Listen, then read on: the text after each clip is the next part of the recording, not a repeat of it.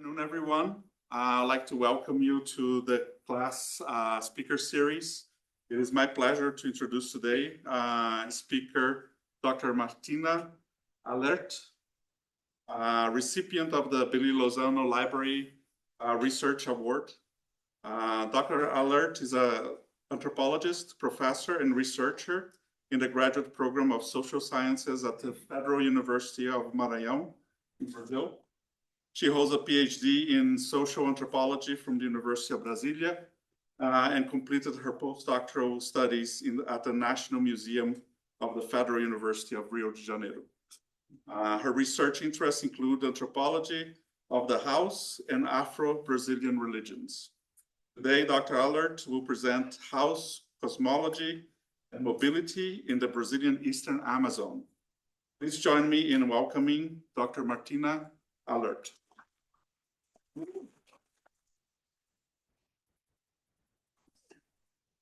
Good afternoon, everyone.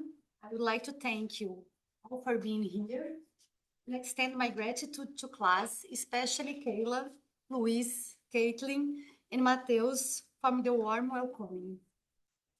My presentation discusses practices related to the making, remaking, and unmaking of houses of scent in a context marked by land insecurity, violence, racism, and religious intolerance. How do these forms of oppression affect the lives of the people I study in diverse and at times brutal ways?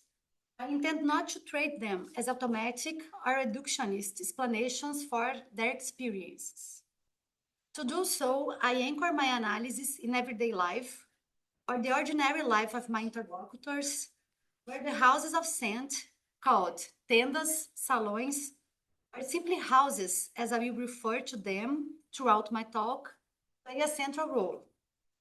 Closely linked to these spaces is the presence of spiritual entities from an Afro-Brazilian religion of probable Bantu origin called Tereco. Understanding modes of inhabiting in this context requires considering their cosmological significance.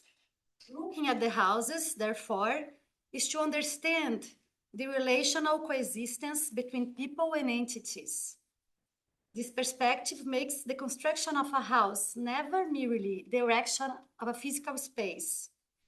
It renders the moving or closing of a house never an individual decision.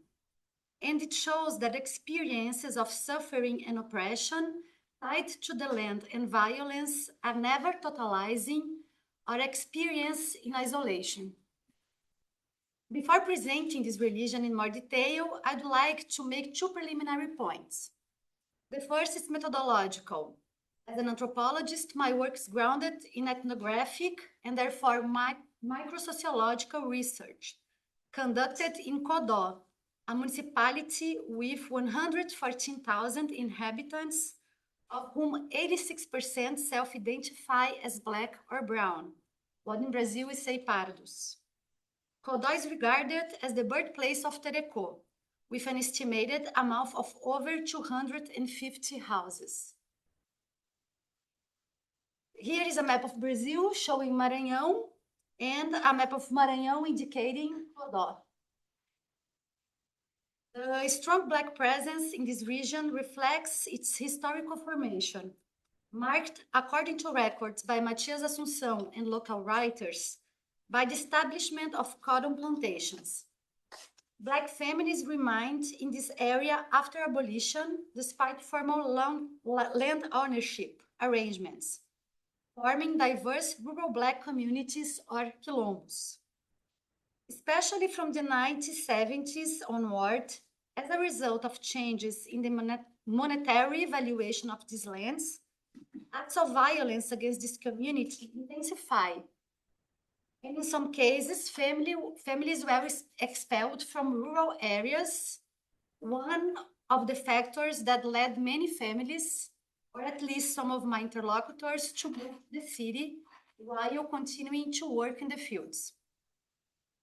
I first visited Codó in 2010, and since then, guided by ethnography, I have been living alongside practitioners of Tereco, especially Tereco priests, called pais or mães de santo or masters. Over the years, I have visited several houses observing both everyday moments and rituals. More recently, I have had the good fortune of being with some students whose contributions have been essential to develop this talk. There are some images of the city taken during a procession organized by a Tereco house as part of one of its celebrations.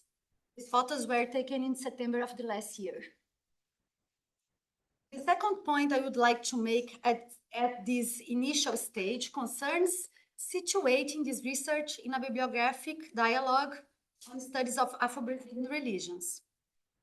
I will address this briefly. However, since this religion is still little studied, I consider some references pertinent. For several decades, the literature on African Brazilian religion rested on a distinction that shaped studies of Black presence in the country. A separation between practices considered Sudanese and those considered Bantu. This distinction was also qualitative, such that Bantu practices, including religious ones, were often read as less complex. This perspective influenced the first ethnography on Tereco conducted by Otávio da Costa Eduardo, then a student of Melville Herskovits. Guided by concerns related to the debate on culture in early 20th century North American anthropology, he sought to understand from Maranhão the degree of acculturation of African practices in Brazil. In his work, Tereco appeared as less African than the forms of marriage and labor in Codó. It exhibited the use of Portuguese, the attribution of common names to entities such as João, Maria, and Teresa, and the absence of elaborating clothing or formal initiation rituals. Roger Bastide commented on this, noting that around an island of African resistance, São Luís, the state capital, there existed a transition zone characterized by the strangest unions in the religious field, highlighting its supposed poverty in that context. Not as a direct result of this perspective, but in part influenced by it, studies on Tereco were effectively resumed only in the 1990s through the work of Mundicarmo Ferretti, which sought to classify and describe the main characteristics of Tereco. In recent years, the number of studies on Tereco has increased, particularly among students. In this literature, the houses appear only as a backdrop, not as an analytical element from which to think about the religion, despite being central to the lives of Terecozeiros. My analysis, therefore, seeks to foreground the perspective of the research interlocutors. This leads me to consider 2 points. The first, given that for a certain period, studies emphasize the supposed lack of complexity of Tereco, whether in comparison to other religions or due to its apparent simplicity. It seems fundamental not to adopt, in a direct or uncritical way, explanatory frameworks derived from more widely studied Afro-Brazilian religions to interpret this context. The second, attention must also be paid to the very concept of religion. Basing this analysis on a circumscribed view of religion as a self-contained sphere or dimension is poorly aligned with the experience of the people I met in the field. For them, entities manifest and transform their lives in broad ways, and it is impossible to understand this ethnographic context without considering this presence and their effects. Here you can see some photos from different spaces that refer to elements related to Tereco in the houses. And here it's a Tereco house during a celebration. when the enchanted spirits come to dance, work, talk. From this point onward, I would like to bring you closer to this field of research by presenting some information about Tereco and those who take part in it.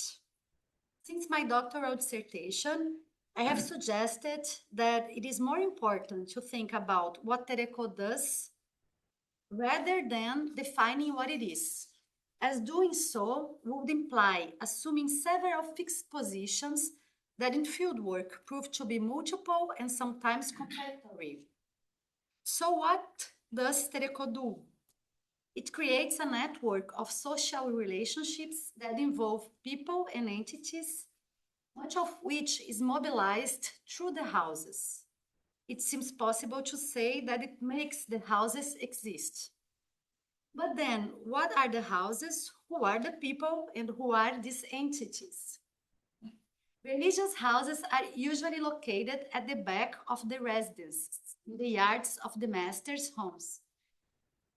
They are cared for by the masters, organized by a leadership board, and formed by a group called Filhos de Santo. Besides these people, the houses are frequented by those who enjoy Tereco, neighbors, friends, visitors, as well as people who have been assisted or healed by the entities, and those who work in their rituals, such as cooks and drummers.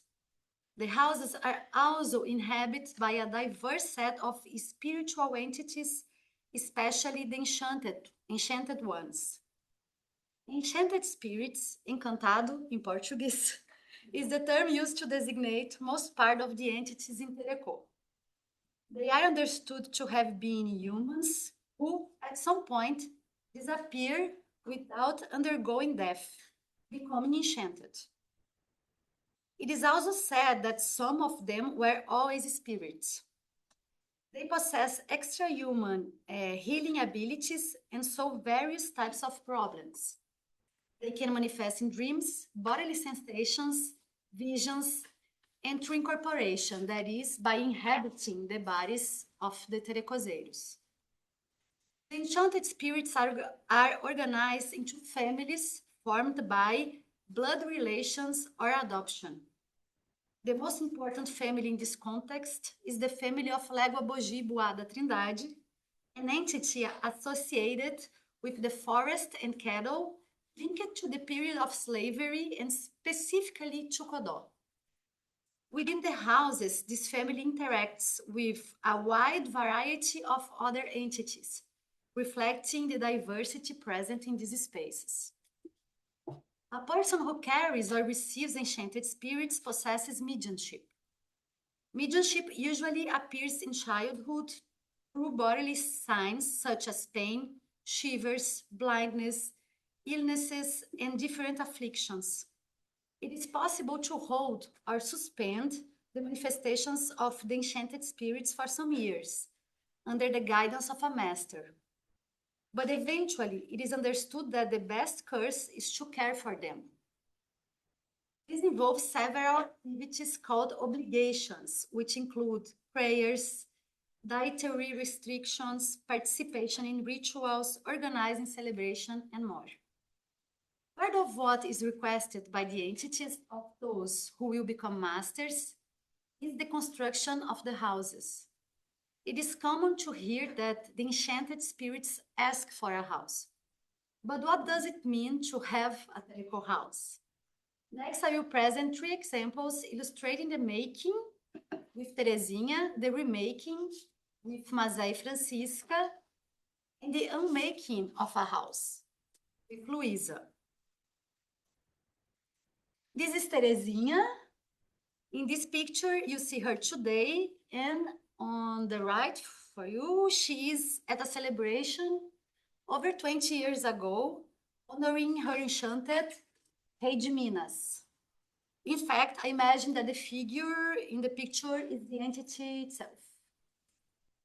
Her house is now one of the oldest in Codó, but I would like to talk about when it was built. Since the age of 7, Terezinha has shown signs of mediumship. The first time she was taken by enchanted spirit was in the fields. as her family worked in agriculture. As a child, her entities were suspended for some years. When she married, the entities became present in her daily life, manifesting as illnesses not cured by traditional doctors. Teresinha was then guided by a master and learned that she needed to build a house, meaning she would have become a master herself. Oscillating between health and illness, she decided to build the space only after her mother gave her an ultimatum. You will build a house, even if it's small. One day I will die, and I don't want you to suffer. Teresinha built from straw and clay a house behind her residence dedicated to Our Lady of Conception, as her mother had left her a promise to the saint as inheritance. Over the years, the space devoted to Tereco activities on her property expanded by request of the enchanted spirits. Two rooms and a kitchen were added to accommodate visiting houses that participate in her ceremonial rituals. I made the representation of Teresinha property. The family residence is in the front, separated from the house of saint by a small covered area. This is the backyard and the other rooms. This is Teresinha's current house. A few days ago, she repainted the walls orange. Having a house also means hosting festive ceremonies in honor of a saint or enchanted spirits. By their design, the houses are always redecorated according to their preferences. The festive ceremonies highlight another aspect of relationship between people and entities. This relationship is not confined to ritual spaces, but extends to other rooms. Saintly clothes occupy wardrobes. Objects associated with certain entities, such as cups and glasses, are kept in kitchens. Pictures of Tereco activities adorn living room walls. To fulfill their obligations, the master's house maintains extra dishware for preparing food for visitors, additional hooks for hanging hammocks, and herbs in the yards for making remedies. The construction of Teresinha's house demonstrates the importance of kinship and her relationship with her mother. It also shows that building a house is an action connected to health and the body. In her words, the house allowed her to organize her life. It also acknowledges the influence of the entities, and masters often say that constructing a house is assuming your responsibility. Recently, Teresinha remarked, having a house like this is a struggle, only God knows. It's the way to fulfill our destiny. This struggle has many dimensions, part related to the delicate relationship with the entities and the dedication to them, but another part concerns prejudice. Despite Teresinha's house being one of the oldest in Codó, it was the target of religious intolerance on two occasions. Last December, one of its walls was partially vandalized. I will move to the second house to discuss the process of remaking. Years ago, Teresinha became godmother of this house, due to a relationship of kinship between her enchanted spirit called Pombo Branco and the main entity of Raimundinho, Pombo Roxo. This house is currently going through a delicate moment as Raimundinho passed away about 3 years ago. Since then, the house has been cared for by Francisca and Dona Mazé, respectively, the daughter and the widow of the master, and by friends such as Teresinha. Here you can see Maria José and Francisca, that side. This picture is older, this one, probably from the 80s or 90s. In it, Raimundinho Raimundinho's enchanted spirit, Pombo Roxo, celebrates his birthday. Raimundinho always relied on his friends and the entities as he had to remake his house several times. He assumed his responsibility with Tereco while still young, just over 20 years old. His first house was built in the rural community where he lived. Although the family had been in the area for years, they did not have legal documentation for the land and could not remain there.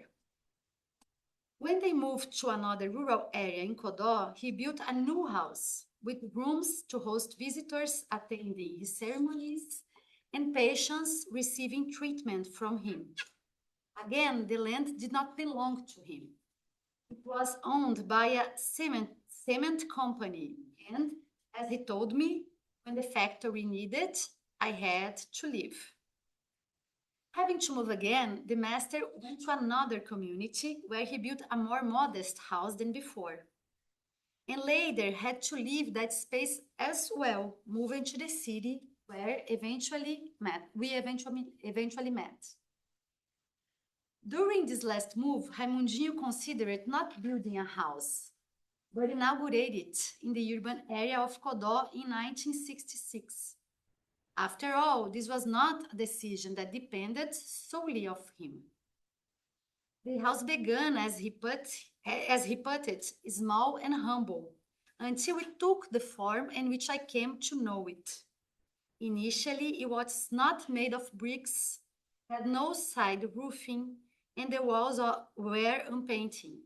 Over time, working with his enchanted spirits, the space gradually transformed.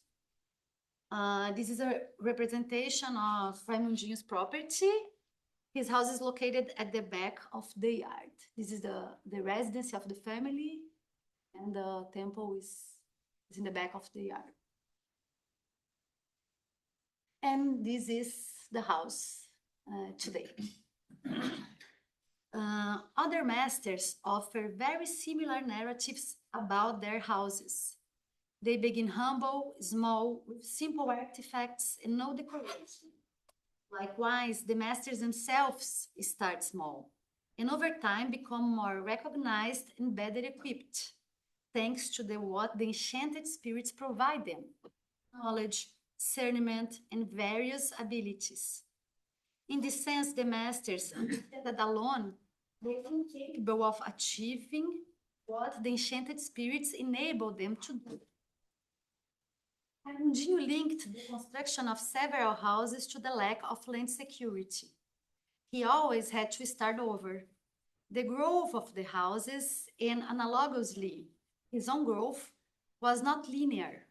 Each time, it was necessary to collect the scents that adorn his altar, wrap them, and then build a new space to place them. It was also necessary to communicate with the entities, fulfill the commitments made to them, and endure the absence of those who no longer frequented his house. Despite this, he became a highly renowned master. Currently, as I mentioned, the house is being remade. Currently, as I mentioned, the house is being remade. Although Franciscan Mazé chose to maintain its functioning, that is, caring for its physical structure and continuing some obligations, the death of a master requires reconsidering both material and spiritual aspects of a house. The guidance of the entities and the assistance of masters connected to the house are central in these moments. Reflecting on the fate of the houses, it brings us to the third trajectory I would like to discuss, that of a house being closed, or, in Luisa's words, dismantled. Here you can see Luisa in front of her house holding a picture of her Sebastiãozinho, one of her enchanted spirits. He requested the photo and asked that it be placed in the living room. In the other image is Sebastiãozinho at a ritual in his honor, presumably in the early 2000s. Louisa grew up in the countryside, where at 14 she married with a distant cousin. With him and the 3 children they had, she moved to several communities, farming on other people's lands. During this phase of her life, she felt the manifestations of the entities which would take over her body and make her run through the forest for days. Despite fear of social prejudice, she understood that she had mediumship and became affiliated with a master's house. Her life changed when early in her marriage, her husband passed away and she moved to the city, as life in the countryside was difficult for a widow. After living precariously in different plots, she found one near her relatives in a newly developing part of Codó, supposedly belonging to a local coronel. Louisa then built, with her own hands, her residency. Although already an old healer in the countryside, Louisa initially tried not to engage with the religion in the city until the entities requested a house. Santa Helena Temple was constructed as an extension of her kitchen, and Louisa began be sought after as a master. This is Louisa's home. You can see, in this case, there is no backyard.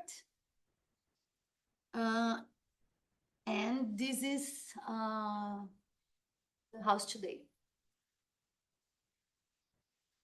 When she recounted periods of greater visibility, times when she worked intensely in dedication to the enchanted spirits, Louisa said her house had been large.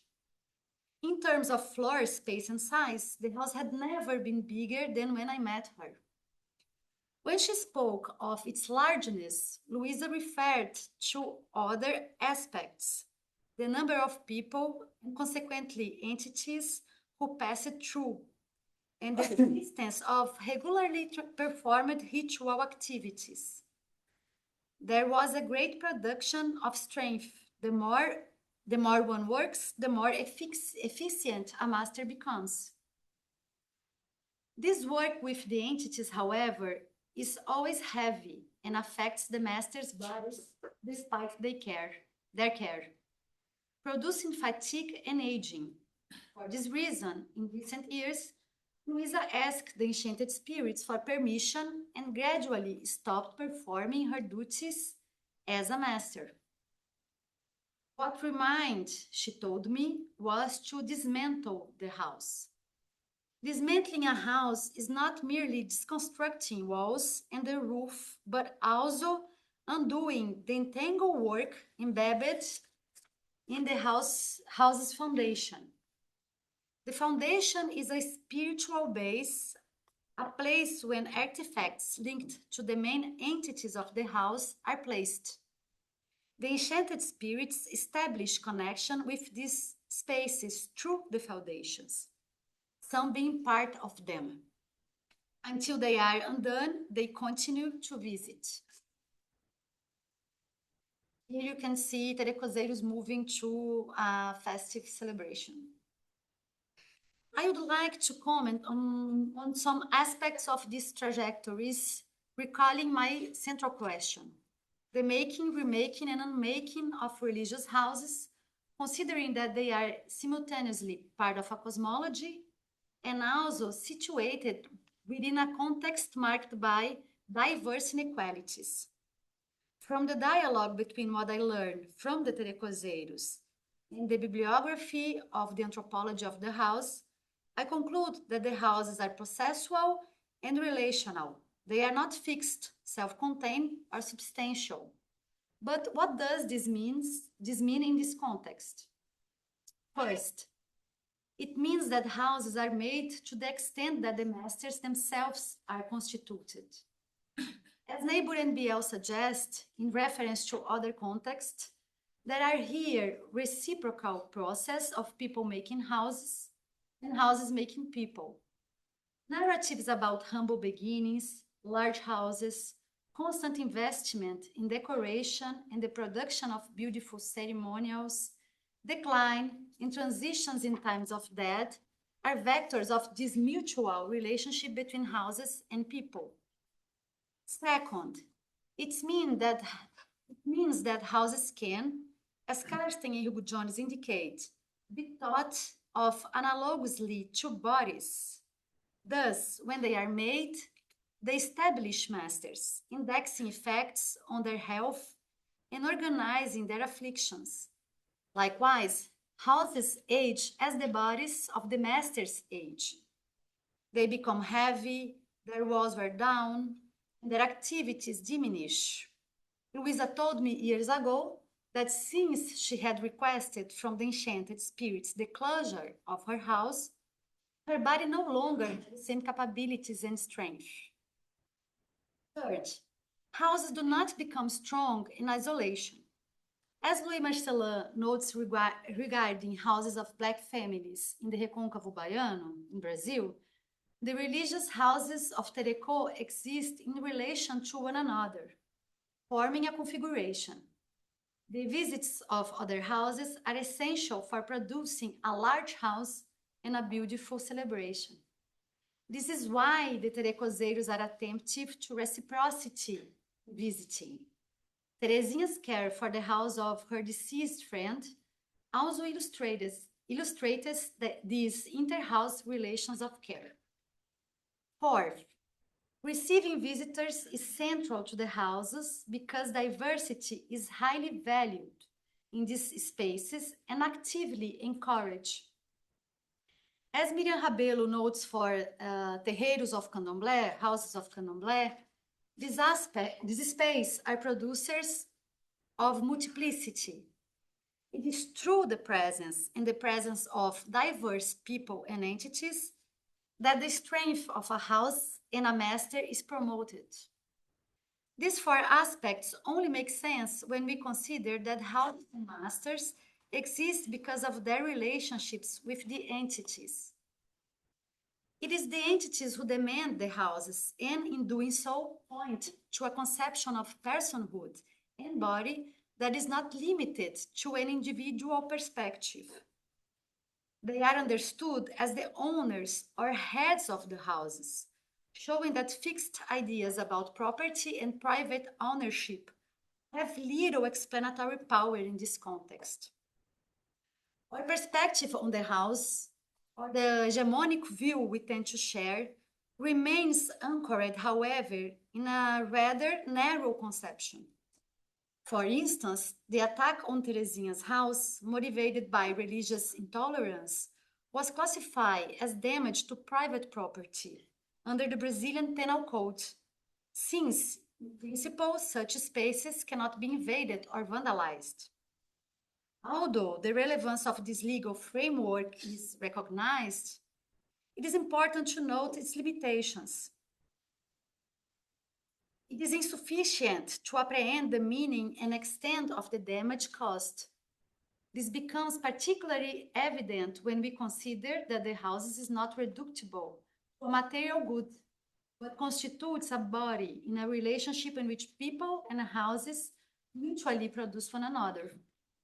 To close my talk, I would like to mention how the enchanted spirits perceive the houses, or, using an emic term, how they conceive of moradas, dwellings. Our interlocutors told us that the family of Légua made Codó their dwelling. Jorge Salles and Conceição Lima, two former advisors and researchers of Terekô, heard from a young master named Antônio Filho that the enchanteds of Légua family walked the land, or the lands of Codó, and witnessed the difficulties of the people. That is why they chose Codó as their dwelling. Initially, the dwelling was the forest. When Terekô was explicitly prohibited and persecuted by the police and by the local elite, rituals were held in the forest, considered a protected space. After the forest, quoting Antônio Filho again, the dwelling was established in the houses. As a protected space against suffering, the dwelling is a place of encounter, a crossing of paths of diverse entities that become kin and value meetings with each other and with people. Requesting the construction of a house is, in this sense, an act of care by the entities toward people, even though it simultaneously demands their constant dedication and engagement. Despite violence, forced displacement, land insecurity, and vandalism, phenomena informed by logics of property, private ownership, dehumanization, and captivity, the dwelling always eludes confinement, which is why the terecozeiros continue to visit other houses and welcome them in their rituals. Thank you.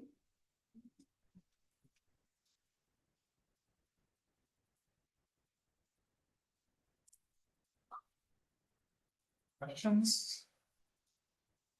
Hi, thank you very much for your presentation. I thought it was fascinating. I also work on a similar topic with the Garifunas in Central America. And so I was wondering, well, I have 1,000 questions, but I will limit myself here. First, I was wondering what the Emic term for the enchanted spirits is in Portuguese. I might have missed that. Also, who are these spirits? Are they dead kin, deities? I think you mentioned Bantu origins, and I saw a lot of similarities with many Afro-diasporic religions, and here most apparent was the, to me, was the Cuban Palomonte, where they built the cuarto de fundamento in the house as well. And then my other question was, what happens when spirits are not housed properly, when they are dissatisfied, when they are disrupted, for example, by these kinds of religious intolerant acts? Martina, a Marcela fala português também. Se você quiser repetir alguma coisa. Pode, pode. Eu não sabia se falava português ou inglês. Yeah, em inglês tá Inglês bom. first. Ah, tá. Porque Tá, pra todo mundo. First, but Ok. Eu acho que entendi. Mas eu vou responder em português. Tá ótimo. Ok. Que improvisar em inglês é diferente. O termo êmico para Enchanted Spirits é encantados, que é um termo que aparece bastante no Brasil, não só em religiões de matriz africana, mas também em contextos indígenas. Mas aí são outros encantados. Isso é interessante notar, né? Então, é um termo até bastante comum, assim. O Terecô, falando um pouco sobre quem eles são e a origem. Você quer... Yeah, so just to translate a little bit. So talking about the term that Marcela had asked, and it's actually translated into encantados. And can you repeat again? Sim, posso. E eles não só aparecem nas religiões de matriz africana, como nos povos indígenas, embora sejam outros encantados. O termo aparece, né? So the terms is not only used in the Afro origin folks, but also in the indigenous groups as well, but Not the same. not the same. The term is the same, but not the same beings. The terms are the same, but not the same beings. O Terecô tem uma suposta origem que não tem nenhum trabalho historiográfico em profundidade. Vamos dizer essa palavra. Yeah. So Terekote has a origin Bantu, Suposta. supposedly Bantu, Mas não tem nenhum bom trabalho historiográfico sobre isso. but there's no real good work, historiographic work on this. Ao mesmo tempo, tem uma presença de entidades de origem Jejinagô muito constante.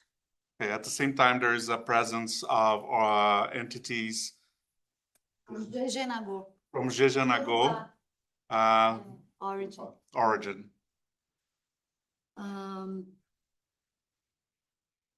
Cuba, Palo Monte, quarto do fundamento. tem várias semelhanças com manifestações de outras entidades, não só em Cuba, mas no Caribe. There's a lot of similarities of manifestations, not only in Cuba, Cuba and mas no Caribe como um todo. in the Caribbean, in the whole Caribbean. Esses encantados que eu estudo, eu mencionei a família de Légua, So this enchantance that she mentioned, the family that from Mogi, Légua Bogi, Legua Bogi, são muito difíceis de definir, porque a gente escuta histórias contraditórias sobre quem eles são. are difficult to define because you hear contradictory stories from them. Mas isso é também uma característica dessas entidades. Eles não têm uma identidade fechada. But this is also a characteristic of these entities because they don't have that characteristic, close characteristic. Quando um espírito não tem casa, o que acontece? No Maranhão, onde eu estudo, tem muitos casos de grandes empreendimentos e deslocamentos. Por causa disso. So in Maranhão, where she lives, there's a lot of cases of Big companies. big companies. Okay. Então, a gente escuta casos em comunidades de encantados que desaparecem com uma transformação do meio ambiente. So they hear they hear pode repetir um pouquinho? Sim, a gente escuta casos They hear cases de of entidades que desaparecem entities that disappear com a destruição do meio ambiente. with a description of the environment. Porque os encantados, não todos, mas Because the enchanted, not all, but são most, vinculados a espaços da natureza. are connected with spaces in the nature. Então, alguns ficam sem casa, eventualmente desaparecem, So some stay without house and disappear. mas não é incomum que eles voltem em algum momento. It's not uncommon that they will come back in some moment. I have a couple of related questions about time and generations. How many generations old is this diaspora that you're talking about? How old is the tradition of these houses? And the younger generation being born in Brazil, do they feel a kinship to these customs, or are they leaving the country for the city, and in a generation or two, the customs disappear? Fala isso para mim, Luiz, eu acho que eu entendi. So can you repeat again? Sorry. Sure. I think I can. I'm not really good at this, so. Então, quantas gerações já tem dessas pessoas que estão dessas tradições no Brasil? Porque a pergunta dele quer dizer, bom, as pessoas que já são nascidas no Brasil ainda têm a relação com a religião? Como que isso acontece? Ou se as novas gerações só querem ir para o espaço urbano e esquecem essas tradições? E tem uma questão de o quão antigas são essas casas, né? As casas mais antigas que eu conheço foram criadas nos anos 50. Mas o terecô é mais antigo do que as casas. The houses she knows, the most ancient ones are from the 1950s. But Terecô is older than that. A memória oral das pessoas, quando elas contam as histórias, remetem ao período da escravidão. Oral history is always referring to enslavement period. Quando, inclusive, em uma das histórias, por exemplo, esse encantado, Légua Bogi, era escravizado. In one story that she heard, Legua Bogi, which is the name of one of the enchanted, was one enslaved person. Mas não tem uma definição temporal fechada. Por exemplo, a gente escuta histórias de Légua Bogi no dilúvio bíblico. So there, we also hear stories from Legua Bogi in the biblic, the biblic, how do I say this? Like Biblical accounts? biblic accounts, but where everything became water, like that biblic episode where the water, Flood? the flood, like Flood. a huge biblic Yeah. flood. So we also hear stories about the same entity in that moment. Sobre as gerações agora. About the generations now. Na verdade, pelo contrário, hoje se estima ter muito mais tendas do que existiram. So maybe going in the opposite way of what we might thought at first, today there's way more people practicing, é isso? Mais pessoas praticando, more people practicing the religion than before. E, inclusive, eu estudo pais e mães de santo mais velhos, como dá para ver, eles têm críticas aos mais novos, eles dizem que eles abrem casas com muita facilidade.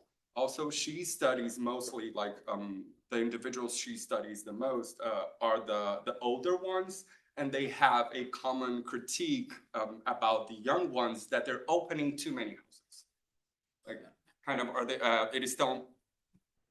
Eles viram pais antes de serem filhos. Oh, okay, yeah. So they become like the fathers of the houses, like the important people to the house before even going through the process of being a son of the house. But Martina, just a little bit going off on this. It was my understanding that the Terecô is a rural tradition in comparison with other Afro-Brazilian religions. Is that true? Like it's expanded and it continues, but instead of being practiced in urban spaces, it's more alive in rural areas, correct? Sim, o modo como se conta a história da religião é que, de novo, né, pela memória dos mais velhos, porque essas coisas não estão documentadas, né, formalmente, é de que ela começou nos espaços de mata, nas roças, nas lagoas. Please, Gui. Continua assim, né? Hoje, então, Yeah. Since my question was, I was under the impression that different than other religions, with Afro-descendant influences, especially the Afro-Brazilian religions, they concentrated sometimes in urban center as well as rural. But I thought that this particular one was more in the rural communities, right? As also a political resistance. And she said that it started originally in the forest, right? In this particular region. Mas, por exemplo, né, pensando, considerando o contexto, Codó é a quinta maior cidade do Maranhão hoje. Ela tem 115 mil habitantes e hoje você tem muitas tendas na cidade. É claro que se você pensar uma metrópole, não é, né? Mas ao mesmo tempo é. Mas um ponto importante disso. Wait, can we translate? Yeah. Codó, this particular city that she's mentioned, is the fifth Largest. city in Maranhão, in the state of Maranhão. So if we cannot think the city as being rural. And it completely rural. has 115,000 inhabitants, which is not a lot, but still is the fifth biggest in the state. So I get what you were trying to say. It's kind of the boundaries between urban and rural is also kind of more, well, less defined than what we could expect. E tem um outro ponto importante a considerar, quando a gente fala da origem rural, os encantados dessa família que eu estudo, de Légua, a gente tem mapeado como eles aparecem em outras regiões do Brasil.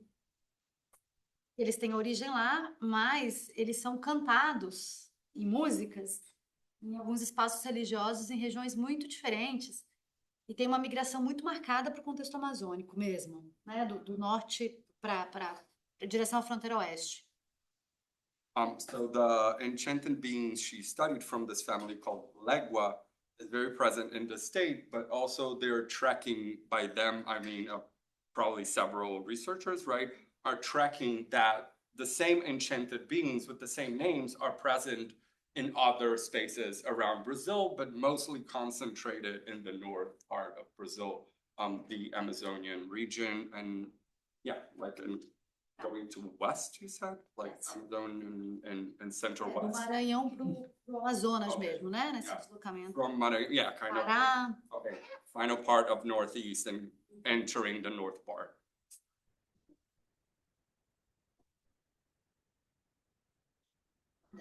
uma observação. Tem só para fechar essa questão, depois tem uma pergunta aqui. Tem um rebatimento disso na cosmologia também. Isso é importante. Os encantados da família de Légua, eles, do pouco que a gente conhece da mitologia, ou poderia dizer de uma história deles, de quem eles são, é pelas músicas que eles cantam. Sim. E as músicas falam muito deles em movimento, deles se deslocando. Ah, beautiful. There's some sort of mirroring, because the music that the enchanted beings sing while incorporated? Is that it? So the music that are sang in this religion also narrate some sort of mobility. So the enchanted beings also sing their own mobility in the chants. Sempre fazendo referência à cidade de Codó.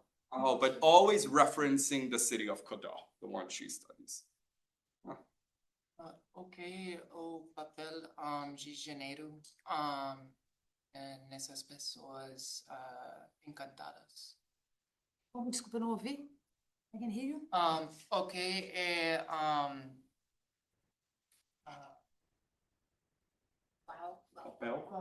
is it qual? Ok. Qual é o papel de gênero nessas pessoas encantadas? Gênero. Gênero. Ah, thank you. I understand Rio de Janeiro. You want to translate yourself? Uh, Also for everybody. What's the role of gender in the enchanted people? Nós temos entidades, tem encantados homens e mulheres, tanto que eles têm esses nomes, né? João de Légua, Maria de Légua, né? Tem nomes até muito comuns para a região. Mas as pessoas que recebem as entidades não necessariamente são do mesmo gênero do que a entidade. Diferença. Would you like to translate that since we're all bilingual? So what she's mentioning is that the entities usually have both genders, and what she also mentioned in the presentation is that they usually in this Afro-diasporic religion, they have very common names like John, Mary in Portuguese, right? But what is interesting is that the people, like the quote unquote real people that incorporate the entities are not necessarily the same gender as the entity, meaning a male presenting person could incorporate a female entity, right? And vice versa. Yeah, spirit. Dois pontos sobre isso. 2 points about that. As pessoas recebem mais de um encantado. Eles têm uma corrente de encantados. Então, muito provavelmente, você vai ter alguém, uma entidade de outro gênero. Muito comum. Yeah, so one person usually do not receive only one entity. They have like a row of entities from both the genders that they can incorporate. E as entidades têm relações de parentesco entre elas. Então, por exemplo, tem entidades que são irmãs, tem entidades que são primas, tem entidades que têm relacionamentos. Yeah, and these enchanted beings, they also have kinship and family ties between themselves. The entities are always gender. There are no gender fluid entities. Não, nesse caso não. They are gender. Mas, quando considera o Terekô mais estritamente, porque as entidades do Terekô se relacionam com entidades de outras religiões de matriz africana. Claro. E tem gênero fluido. Yeah, so the Tereko, the Tereko entities or enchanted beings also sometimes get mixed up or get mingled with entities of other Afro-diasporic religions. This sounds so Brazilian. So in these other scenarios, you could have, I know that in Candomblé, for example, there are entities, there are enchanted beings that are not precisely put into the binary gender division. Sebastian? Thank you, Martina, for your very interesting presentation about your research. I have 2 questions. The first one is, as we can see in the photos and in your presentation, there is a lot of Catholic images, symbols, and saints, like in other Afro-diasporic religions in Cuba, the Caribbean, or also in Colombia, for example. And my question, I wonder if what's the relation between the Tereco and the religious houses and practices with the official Catholic Church in Maranhão and or in Brazil in general. And the other question is, if you can please tell us more about your own experience, your own ethnographic experience with these rituals and places, with these houses and encantados. Ok. Gui, você vai traduzir? Posso tentar. Ó.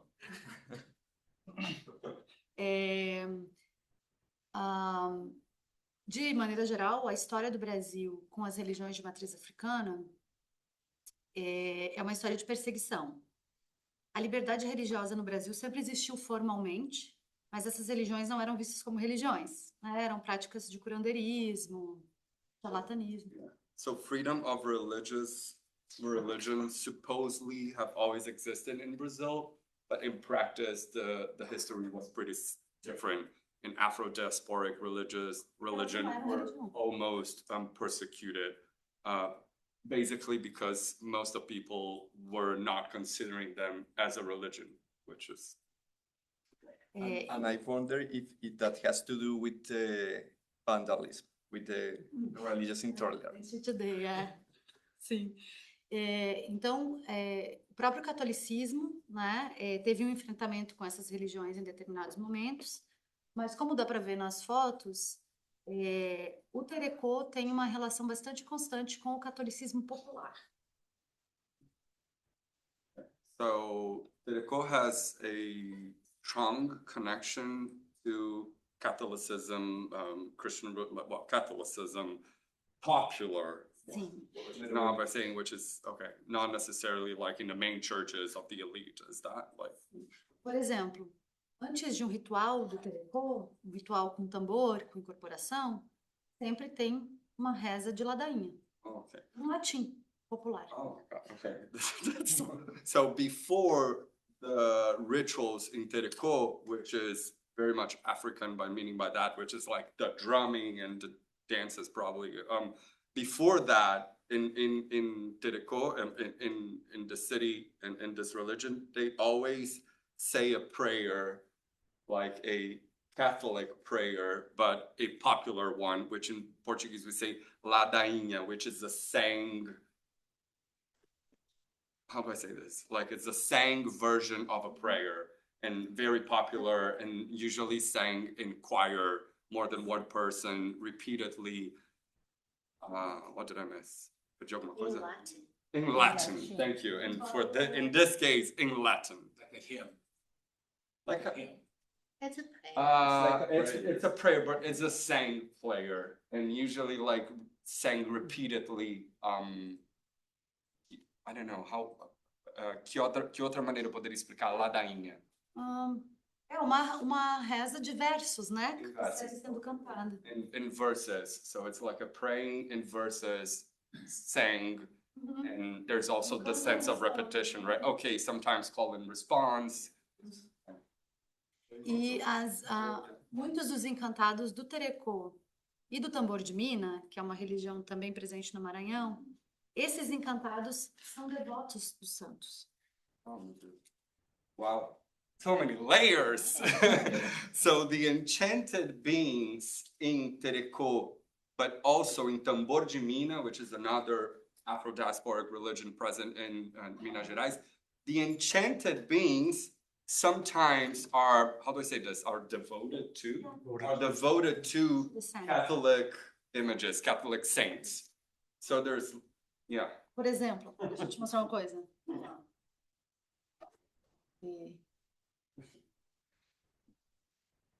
Tá vendo que tem um Bumba Meu Boi aqui? Mhm. O Bumba Meu Boi é uma homenagem para São João. Okay. Quem pediu o Bumba Meu Boi que tivesse uma festa de Bumba Meu Boi nessa tenda foi um encantado. So there is a symbol right there, which is the image on the left, which is an object that is part from this ritual slash festivity in Maranhão called Bumba Meu Boi, which is popular in all Profana também, né? profane. It's not. Religiosa e profana, mas... I mean, but who asked for that specific object, index, reference of That's the- this religion? Who asked for that? And also for the party regarding this figure to exist was an enchanted being. A devoção é para São João. And Bumba Meu Boi is originally a devotion to Saint John.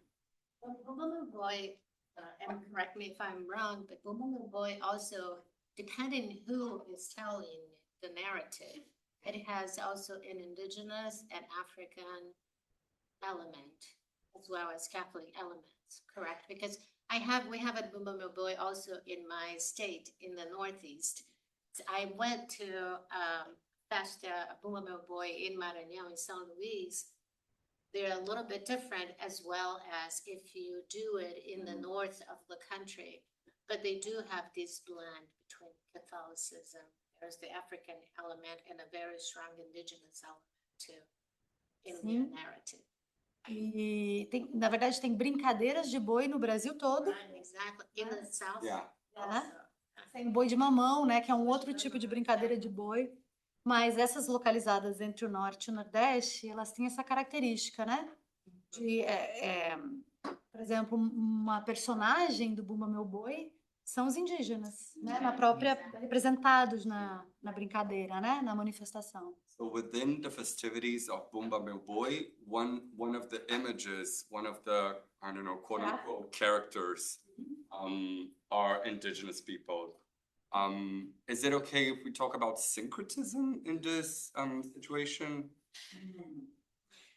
Tough question. I thought it was helping, but probably not. Há muito tempo, sim, se chamou esse tipo de aproximação de sincretismo. Foi o modo mais comum de contar. Mas hoje tem teorias diferentes que questionam esse conceito. Okay. So for a long time, and that's where I'm coming from. So for a long time, syncretism would be maybe an easy and kind of well-known way to explain festivities and religious across Brazil as a mixture, as a blend, I don't know, between wide European references and coming from indigenous communities and coming from Afro-diasporic. But what Martina is teaching me at this moment is that at this moment right now, like Coexistent, I think it's a better. okay, yeah, like this word or this concept is not, it's being problematized, right? It's being troubled. Tá sendo questionado, né? Tá sendo... Sim, tem um questionamento já há alguns anos também do ponto de vista político. Um movimento, né, que começou muito com terreiros de candomblé, mas não só, de questionar o conceito, mas também do ponto de vista acadêmico tem um debate pulsante em torno dele, grande. Of coexistence.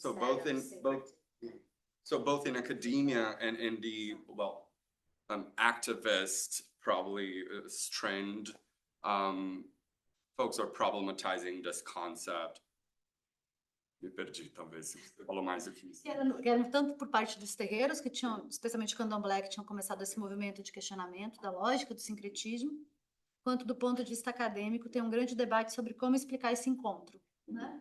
So in academia, folks are debating how to explain this encounter between all this religion waves and origins, but also in the candomblé houses, folks are also problematizing this. But do we know more precisely why? But by saying this is too easy solution, maybe? Is that it? É uma solução meio facilitadora demais?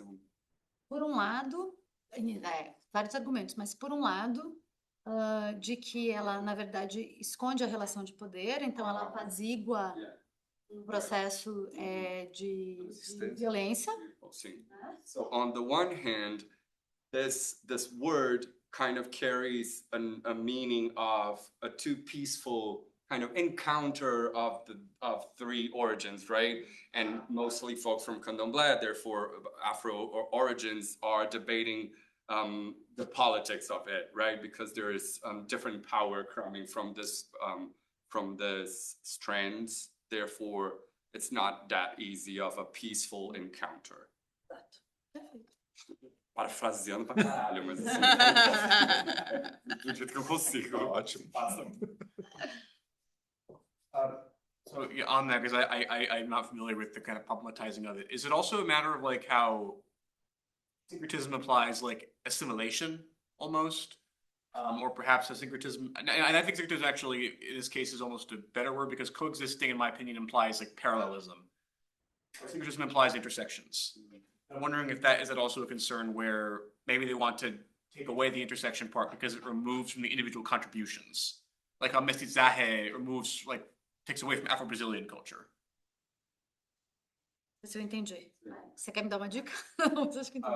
Acho que é uma questão, if it's, Se é uma you questão brought the image of parallel, you brought the image of the encounter, and then also kind of making a parallel between the problematizing mestiçajes, né?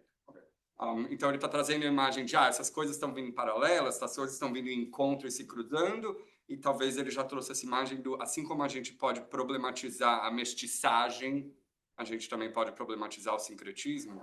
Sim. Quando se começa a falar de sincretismo nessa teoria antropológica, pré-antropológica, né, do pensamento social brasileiro, na verdade, antes de ter formação em antropologia estricto sensu, o sincretismo nasce muito associado ao debate sobre mestiçagem.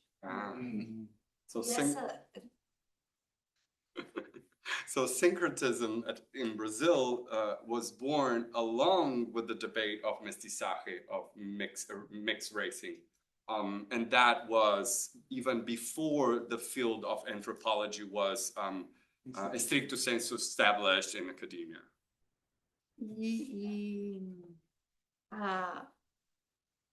Como os debates sobre mestiçagem marcam fortemente a constituição das ciências sociais no Brasil, eles passam por muitas camadas de crítica. So mestiçaje, this idea was very strong during the process of the establishment of the social sciences in Brazil. So it's kind of associado, it was associated, right? Tem um conjunto de críticas, e acho que é importante deixar as pessoas saberem que ainda se usa o termo sincretismo. Mas, entre as críticas, tem uma que eu gosto muito, e é de um professor que vai falar em contra-sincretismo e em contra-mestiçagem. So she just wants to clarify for us that syncretism, it's still a term that it is used in academia in Brazil, but one of the various trends that are problematizing that in academia is from one professor specifically that is bringing the idea of a counter syncretism and also a counter mestiçaje. Então, só para fechar, um livro muito pequeno dos anos 90 que foi retomado uma chave nova recentemente e de um jeito interessante.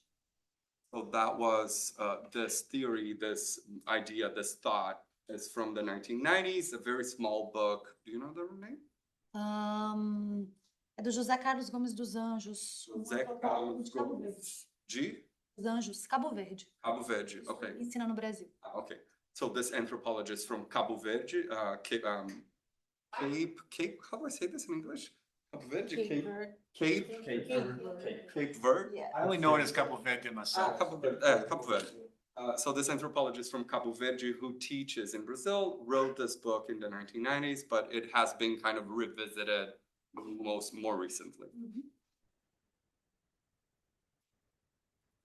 I think the important thing, if we call it syncretism, or if we call it encounter of cultural and religious practices, or we call it, I don't know, cultural hybridity, the important is to recognize and historicize, as you do in your work, that here are different forms of cultural resistance. I mean, because to take these official religion icons like the Catholic ones to, I don't know, to make alive the religious practices for the enslavement era are an evidence of resistance, and it exists today. So I think that's very important. E eu acho mais importante ainda perceber como as pessoas contam isso que a gente chama de resistência, porque uma coisa que nós buscamos escutar em campo, e você quer traduzir? Yeah, so even maybe what she's proposing is that even most importantly, it's for us to pay attention in how people are telling this stories of resistance, A right? gente chama de resistência. Okay. That we call resistance. Yeah. Eles não chamam de resistência. É muito interessante, porque no Terekô tem uma frase, quando a gente conversa com as pessoas sobre as situações de violência e por que elas não têm uma tendência de se organizar para uma luta política, que seria como a gente, né, explicaria a resposta, eles mostram para a gente que eles estão vendo essas situações, a ação deles num campo muito diferente do que o da política institucional. So in the context of the Terekô houses, sometimes, eu vou parafrasear de novo. Sometimes, maybe what academics would hope that the houses would go through this process of resistance and political, I don't know, maybe some sort of political activism, or what they explain from their end is that their a luta deles, their fight, like their yeah, it happens in another scale. Isso acontece in another layer. So é como se eles estão conscientes do que está acontecendo, mas a atuação deles se dá num outro nível. É isso? Yeah. So they're aware of what the situation is, and they're perceiving that, they're understanding, but their actions are in another level, in another key. We say this in English, I'm not sure. No. False friend. Mas, Martina, essas casas são pilares dentro dessas comunidades que organizam essas comunidades, não é? Apesar de não ser usado esse termo de resistência política, elas funcionam como organizações dentro dessas comunidades, de identidade, de suporte mesmo, de apoio para essas comunidades, verdade? Sim. E é uma carga muito pesada, provavelmente, para essas tendas, não é? Você quer traduzir o que a Ana falou? Ou você quer traduzir? I was just wondering, even though we don't use the term of political resistance, these specific houses, they do have they function as pillars of identity, preservation of memory, right? Is in these communities or organizations in these communities, right? They are big supporters of the communities in the specific cities. Com certeza, sim. E elas criam um ambiente de muita convivência social, né? Com as entidades, mas também com as pessoas, né? Com essas redes. Elas são redes de cuidado muito fortes, né? Networks of care, right? So they work as networks of care, not only in, Cuidado e festa também. Yeah, networks of care and festivities, and Yeah, don't forget the fiesta. yeah. And also, but you're highlighting the connections, networks, not only between this, the human beings, like in this level of existence, but also between us and the enchanted beings, right? Exactly. Mhm, perfect. I think that we're. Experiência. Sebastian tinha me perguntado da minha experiência individual. Oh, yeah, that's true. You've been possessed by Encantada. Yeah, my individual. No, para as pessoas do meu campo, nem todo mundo tem mediunidade. Nem todo mundo tem do mesmo jeito. Então, por exemplo, eles sabem que eu não vou incorporar. Mas se eu quiser entrar numa roda e dançar, eu posso, por exemplo.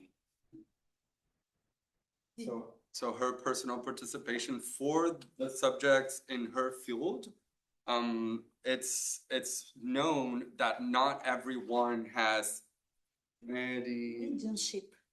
teacher. Mediumship. Mediumship. Mediumship. Okay, and well, explain the ability of incorporating an spiritual entity. However, so therefore, there's not an expectation that she will do that, but at the same time, in the rituals and the festivities, she's more than welcome to come and dance. Therefore, also participating in that ritual, right? Mas evidente, como eu não sou da religião, tem coisas que eu não participo. But there also, as she's not initiated in this religion, there are also other parts of the rituals, aspects that she does not participate.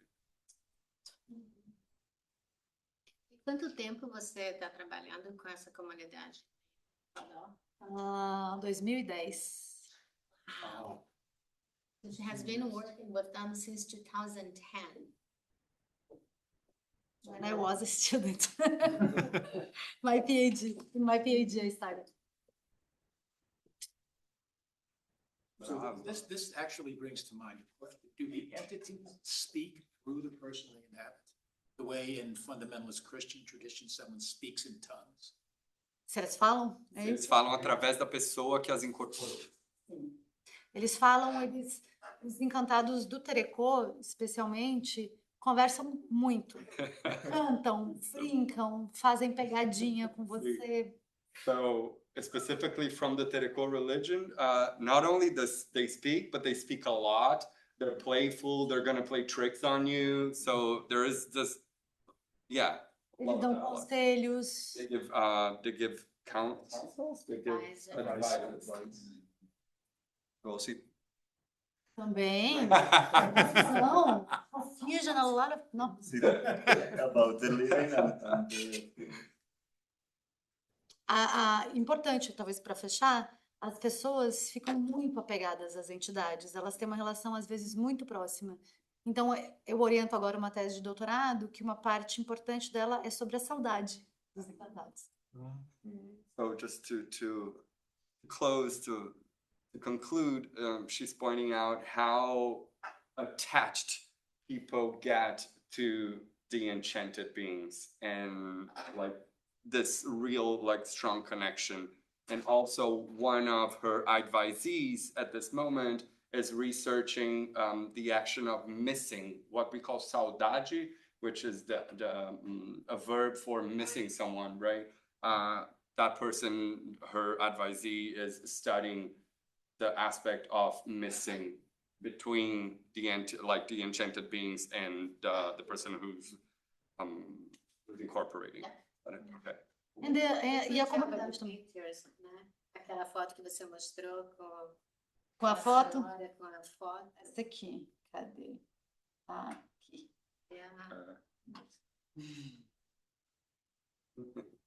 The pictures are great. It reminds me of Ela é minha principal interlocutora.